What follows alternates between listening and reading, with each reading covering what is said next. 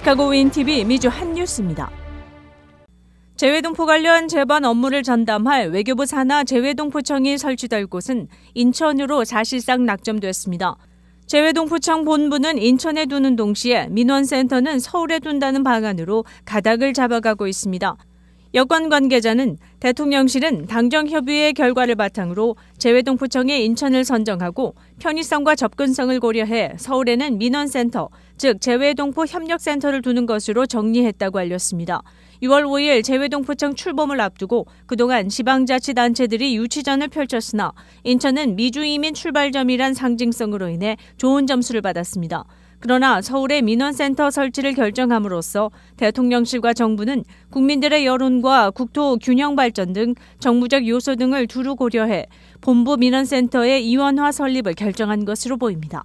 한편 재외동포청 설립에 지대한 공을 세운 김석기 의원이 재외동포청 초대 청장을 할 것이라는 루머가 나돌았으나 시카고 한국일보가 직접 확인한 결과 사실이 아님이 밝혀졌습니다.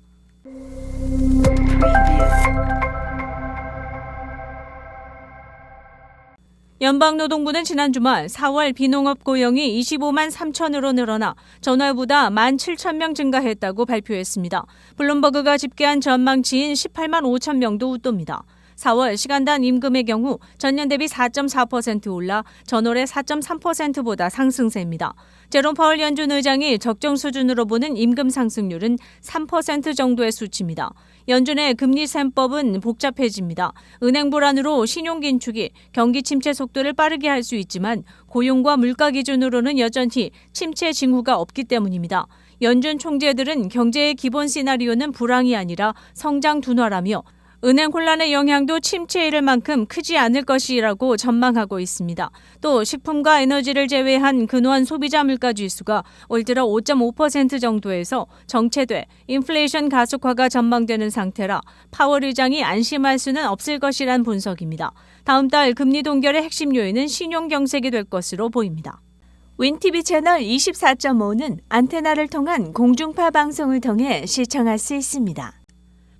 텍사스주 달러스시 북쪽으로 25마일 정도 떨어진 지점에 있는 알렌 지역의 프리미엄 아울렛에서 30대 남성 마우리시오 가르시아로 알려진 총격범이 쇼핑객들에게 총기를 난사해 8명이 사망하고 7명이 부상당했습니다. 이 총격으로 한인 부부 조규성 씨와 강신영 씨 그리고 3세 아이가 사망한 것으로 알려졌습니다. 5세 아이는 현재 병원에서 치료 중입니다. 30대의 한인 조 씨 가족들은 6일 쇼핑 중 이런 참변을 당했습니다. 남편 조 씨는 변호사로 아내 강 씨는 치과 의사로 알려져 한인 지역사회에 충격을 주고 있습니다. 총격 가해자는 33세 남성이며 마우리시오 가르시아인 것으로 알려졌습니다. 현재까지 8명이 사망하고 7명이 다친 것으로 드러났으며 추후 텍사스주 공공안전국이 수사 진행 상황을 발표합니다. 알렌 시의 지역 경찰에 따르면 용의자 가르시아는 2020년 갈랜드에서 마약과 관련된 범죄 기록이 있는 것으로 알려졌습니다. 그는 쇼핑몰과 근접한 주차 지역에 자신의 차를 갑자기 세운 뒤 쇼핑몰 외부에 지나가는 불특정 쇼핑객을 향해 총격을 가했습니다. 총을 쏘기 위해 차에 나올 때 이미 검정 전술 장비와 옷 등을 착용하고 있었습니다. 경찰은 알렌몰 총격 사건의 발생 경위와 그 이유 등을 밝히기 위해 수사에 박차를 가하고 있습니다.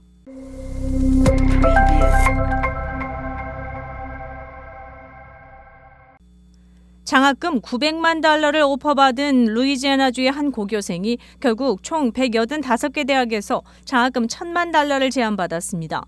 뉴올리언스 국제고등학교에 재학 중인 데니스 반스는 최근 10여 개의 대학으로부터 추가적인 장학금 제안을 받아 100만 달러를 더해 무려 1,000만 달러의 장학금을 오퍼받은 것입니다. 이는 전국적인 신기록입니다. 이런 장학금을 제안받은 그는 앞으로 코넬대에 진학해 소프트웨어 개발을 위한 컴퓨터 공학을 전공할 계획이라며 자신을 뒤에서 격려 지원해준 부모님께 감사의 마음을 전했습니다. 얼마 전까지 반스 군은 175개 대학에서 장학금 900만 달러를 제안받은 바 있습니다.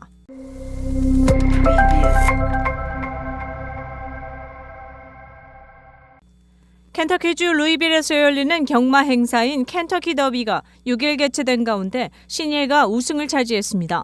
전 세계의 유명 인사들이 149번째로 열린 전통적인 이 경마 이벤트에 몰려 자신이 뽑는 우승마를 응원하며 경기장을 가득 메웠습니다. 올해는 베네수엘라의 기수가 탄 메이지라는 말이 깜짝 우승을 차지했습니다. 스포츠에서 가장 빠른 2분으로 알려진 켄터키 더비는 미국에서도 가장 흥미진진하고 권위 있는 경기 가운데 하나입니다.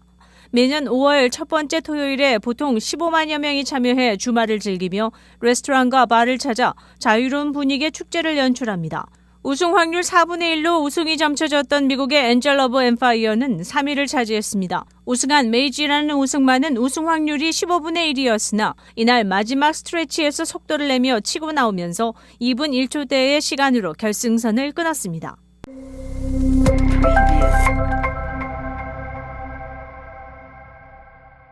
시카고 연방법원은 마이클 매디간 전 일리노이주 하원 의장에게 뇌물을 주고 그 대가로 카메드 회사의 유리한 법안 통과를 유도한 죄로 카메드사 4명을 기소한 것과 관련해 최근 유죄를 선고했습니다.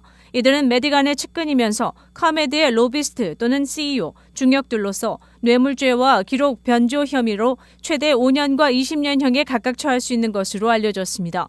배심원 12명은 회사에 유리한 법안이 통과되도록 전 의장에게 뇌물을 제공했다는 점을 인정한 것입니다. 스마트 그리드 법안이나 미래 에너지 잡 창출 법안으로 전기요금 인상 목적을 달성하고 원자력 발전소 건립 관련 지원금도 끌어냈습니다. 카메드 이사로 매디간의 측근이 임명된 것 등이 인정됐습니다. 매디간 재판은 2024년 4월로 예정된 만큼 이번 카메드 4명의 유죄 확정은 그에게 불리할 뿐 아니라 통신업체 AT&T사에서 뇌물을 받은 혐의도 추가돼 있어 그에 대한 향후 재판의 결과에 일리노이 주민들의 시선이 집중되고 있습니다.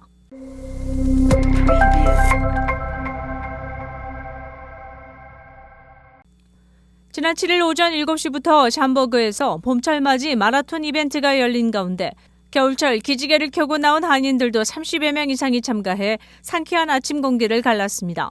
이른바 시카고랜드 스프링 마라톤으로 명명된 이 샴버그 마라톤 대회에서는 하프 및 풀 마라톤을 비롯해 10km를 달리는 이벤트가 1000여 명이 참가한 가운데 펼쳐졌습니다.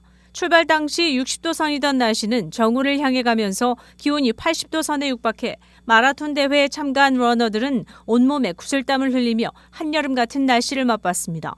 한인들은 10km를 비롯해 하프 마라톤 그리고 풀 마라톤 경기 등에 각자 참여해 거의 모든 러너들이 10km는 1시간 이내에 완주했으며 하프 마라톤은 3시간 30분 이내에, 풀 마라톤의 경우는 6시간 이내에 결승선을 통과하는 기염을 토했습니다. 노스브룩에서 참가한 한인 박모 씨는 3년여 만에 정식 대회에 참가해 하프 마라톤을 뛰어봤다며 온도가 올라가 한여름같이 느껴졌으나 다행히 습도가 높지 않고 바람이 조금 불어서 겨우 완주할 수 있었다고 말했습니다.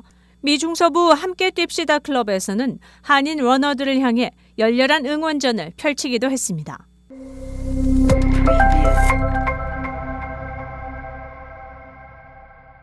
식품 도매 및 유통업체 리브라더스를 설립한 이승만 회장이 6일 노환으로 별세했습니다. 향년 84세, 강릉 출신으로 성대 정치학과를 졸업한 후 1968년 유학차 도미, 워싱턴 DC 소재 아메리칸 대학원을 수료했습니다.